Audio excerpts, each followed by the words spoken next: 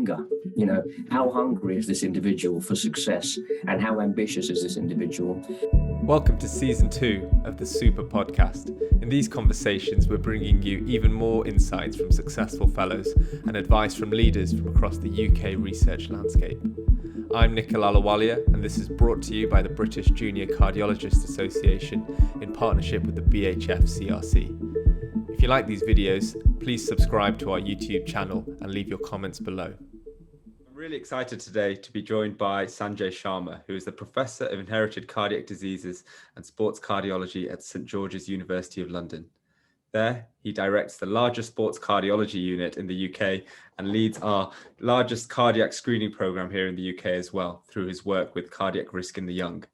It's in these roles that Professor Sharma leads a prolific research group made up of pre-doctoral, doctoral and postdoc fellows, responsible for a substantial proportion of our understanding of physiological and pathological cardiac states in athletes. He has a breadth of additional responsibilities and titles that we won't be able to cover today, including Medical Director of the London Marathon, the Prudential Ride London Race, the London Olympics 2012, and many others that I can keep going. Now, Professor Sharma, I want to say a big thank you for taking time out to talk to us today, because your secretary tells me that the last few months have been exceptionally busy for you. So I do want to say a big thank you on behalf of everyone listening and watching today. And thanks so much for joining us. It's an absolute pleasure, Nikhil. Great. So the purpose of this podcast really is to support and to inform trainees that are thinking about research or in the early stages. So I'm really glad to be able to talk to you about this, because so many cardiology registrars are now consultants here in the UK and abroad have come through your research unit at St George's. And I was wondering, for anyone who isn't familiar with the setup you have there, if you could talk to us a little bit about who you supervise it and also about the scale of how many fellows have come through your network. Yeah, well, thank you. I basically lead the research team for inherited cardiac conditions and sports cardiology at St George's Hospital. This is quite a unique type of setup that we've got, because we're looking at individuals who've got heart muscle diseases or inherited electrical diseases. And on the flip side, we're also looking at people that have probably got the best hearts in the country, i.e. our top athletes. This whole unit is basically run, and I should say predominantly by research fellows. So there are some of us that are funded through the National Health Service or by research grants, but the vast majority of our fellows are funded by grants from the British Heart Foundation or predominantly cardiac risk in the young. And it's through this setup that the fellows embark on a senior degree, such as an MD Res or a PhD. But in the time that they're with us, and I usually say that's a minimum of 2 years, usually 3, sometimes even 4 years, they're being trained in inherited cardiac conditions, sports cardiology, more advanced cardiac imaging, and even electrophysiology. So many of the individuals that work with us not only leave with a very good knowledge of inherited cardiac conditions and sports cardiology, they also have an additional skill such as MRI or advanced echo, and that serves them very well for jobs, because expertise in inherited cardiac diseases and sports cardiology is rare. And clearly, if you can appoint someone with these skills who can also do advanced imaging, that's always a welcome thing for many trusts and organizations. You've got many fellows working with you now. Do you remember when you first took on a research fellow and who that was? Yes, my first research fellow was in 2002. It was a chap called Jayesh Makan, who is now a consultant cardiologist at Shrewsbury. And his job was really to support me organizing my data. I had a database when I finished my thesis. I had databases of lots of things that we hadn't quite completed that needed publishing. So his job was to learn how to do research, write papers. But because I was working in a very busy district general hospital at the time, University Hospital Lewisham, and didn't have a registrar in a dedicated registrar in cardiology, his job was also to shadow me. So in that time, he helped with my clinics. We had 3 really busy clinics, and I was just setting up the inherited cardiac diseases service and the heart failure service from scratch. and also setting up a TOE service and a pacemaker service. So his job was to help me with that. And you can imagine the amount of TOEs and pacemakers he implanted in that year, and the number of inherited cardiac condition and heart failure patients that he saw. And he was the first one, and he remains a very close friend. In fact, I met up with him only a few days ago. And then, of course, it mushroomed from there, really. We had a second fellow who was trained in India, a chap called Sandeep Basrajaya. He said he was interested in doing research, and he was looking for ideas. He seemed like a very, very committed and dedicated and enthusiastic chap. So he was my first true academic fellow who actually did embark on a project that I was very interested in. I was concerned that we really didn't know much about Black athletes and how they adapted to exercise. So his was really probably a seminal publication demonstrating really what the normal limits of exercise adaptation were, speaking either electrically or structurally. And that paper really put him on the map. And after that, he published several other big papers in the Journal of the American College of Cardiology.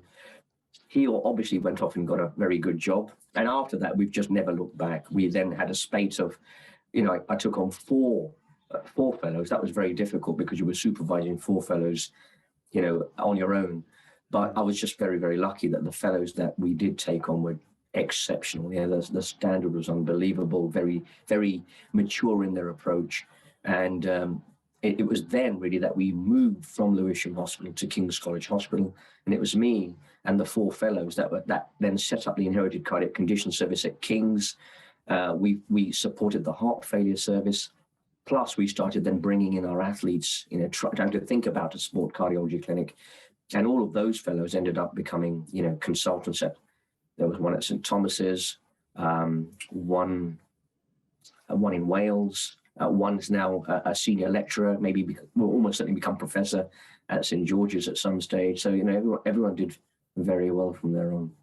What is your process for evaluating a potential fellow in the early stages? I mean, do you have an interview? What do you look for to pick them out? Yes, obviously an interview is important. I still believe that medical interviews could do better in that, we interview once. It's the whole thing's dependent on someone's CV and a chat for 30 minutes. And that seems to decide, how it's going to be. And I normally go by my gut feeling, really. Obviously, I do take into account where someone graduated, what sort of BSc they got, and, whether they've got other things. But it's the sort of things that someone tells me. I think you've got a feeling about someone's commitment and their enthusiasm and what they really want to do, the hunger. I look for hunger. How hungry is this individual for success and how ambitious is this individual? That helps a lot. I look for someone being a team player, because it's very important that this individual realizes that it's not just about one person, it's about all of us.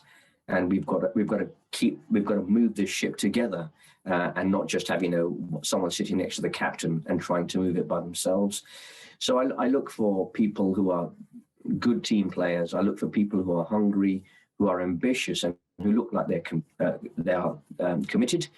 I always tell them that the one thing that I do like is completion. It's very, very important to state that at the front, that if I put something on someone's desk and I say to them the deadline is in 3 months, and if they agree that they will do that project, it should be done in 3 months. So I usually push that on them. And I say this because myself, I was a completer, but there were times where if I was prioritizing, I'd put something that I was supposed to complete on the back burner, and that got done 3 months after it should have been done. So that's something that I do push upon them.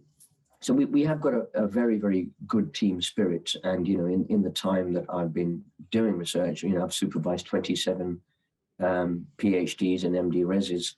And I think we have created in the time that I've been at 20 consultants all over the country who now, run inherited cardiac condition services and sports cardiology. And some have even set up their own research program. Yeah.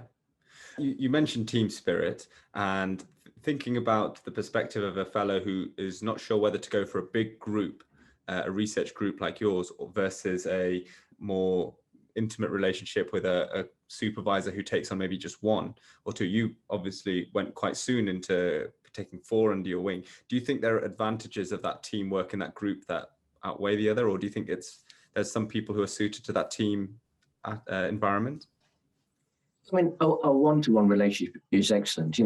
Being a consultant or a professor or, a senior lecturer, is not always what it's made out to be. It is quite a lonely place sometimes. If you're extremely busy, you're doing ward rounds, you're in the cath lab, you're trying to do research, and you are it. You are the senior member. And yes, you may have support from your colleagues and people higher up that you could lean on.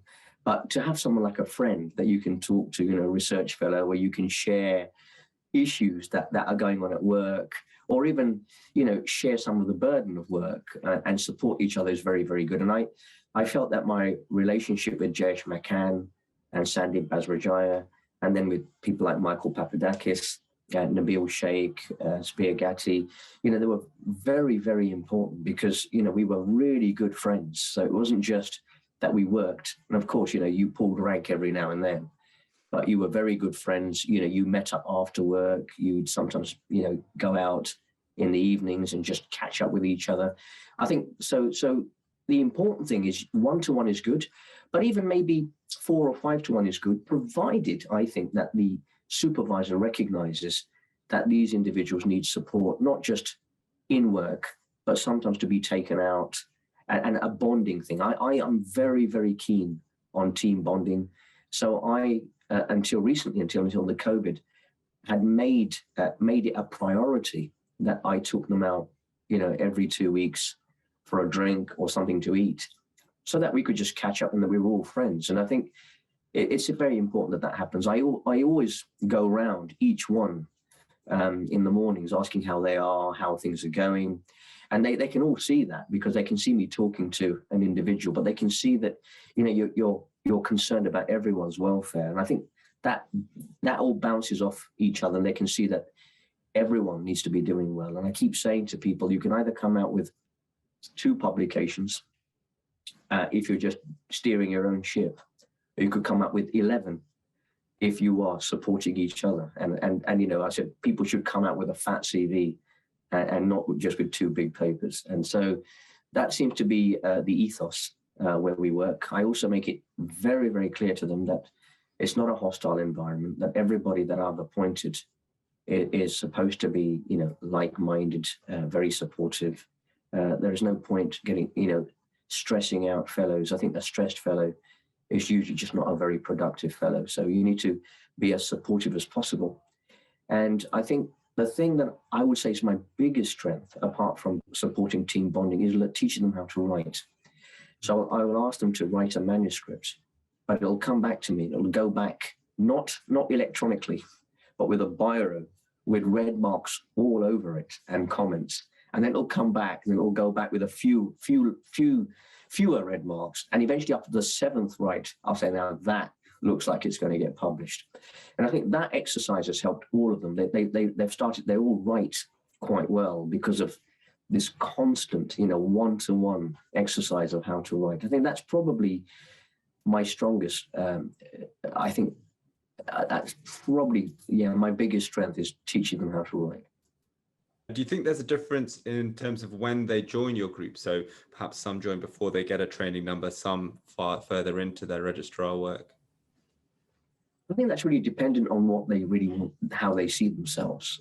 We make it very clear to them when they come to to do research, is that the place where we can support them, certainly in their careers, is inherited cardiac diseases, sport cardiology, or imaging, because that's our strength. If it's someone that wants to do something like electrophysiology, then we'd want them to join when they're a little bit more senior, when they've had a flavor of a bit of electrophysiology. If it's someone who's very, very junior in their career, we know that a lot of our research projects require echo. So we bring someone in at that level where they can actually start learning how to echo, progressing towards maybe getting BSc accreditation. So it really depends on which stage. I personally came out as a third-year clinical registrar, and most of our individuals come out, at ST5, sometimes ST6. We have had people coming out at ST4, and really the project that they get is very dependent on their seniority. Great. So in the final few minutes, I just wanted to ask for some takeaway messages, really, based upon your experience with the fellows you've worked with so far. So imagine you have a hungry fellow working under you. What is the most common mistake that you tend to see them make, and how do you go about rectifying it? The most common mistake I see them make is they've come out of a very busy NHS job, where they've got a set timetable, where they're either on call on certain days, doing a long shift on certain days, being in the cath lab until 12 noon, or doing a clinic. So it's a very, very structured system. Okay, there are stresses, covering for sick people, being double booked sometimes, having to be in clinic and being somewhere else at the same time. But then they come out of that really busy job with, they're free from the bleep, no bleep. And they're in this office where someone comes up to them like me and said, listen, mate, you are a grown-up man or a grown-up woman. I only used to tell my children what to do until they got to about 12 or 13 years old. And then I just monitored them and I didn't have to say anything unless I thought things were going off the path. I said, you're a grown-up. I'm not going to be telling you what to do. I'm going to tell you what is required of you. I will steer you. I will shape you, but I will never be chasing you up. So if you find in about 10 months' time you've produced nothing, we could be having quite a difficult conversation because I'm relying on you. So I tell them that they're their own boss. And you have to be, so my advice is you've got to be very, very disciplined. You've got to be absolutely clear in your mind that before you know it, 2 years will be over, sometimes 3. You've got to make sure that you are driven, that you started at A, you said you were going to finish at B, you've got to make sure you finish at B within 2 years, on the understanding that you will be supported fully. Never be afraid to knock on your supervisor's door. Never be afraid to point out issues as soon as they occur, as opposed to being too fearful or too respectful and just letting things ride for about 5 months before you actually show up that there is an issue, and that's why you're not progressing. They're all bright in the fact that they're cardiology registrars. They've done something right, and they're clearly, very driven. It's a very competitive field, so they've got the potential. I always say you've got the protoplasm. We just have to mold it in the right shape, and that's our job. But they've got. We can't do it without their drive and their discipline. Join us next time on the podcast for. It's very important that the team got recognition. It wasn't just me. I wanted to put St George's, certainly the sport cardiology and the inherited cardiac conditions team, on the map.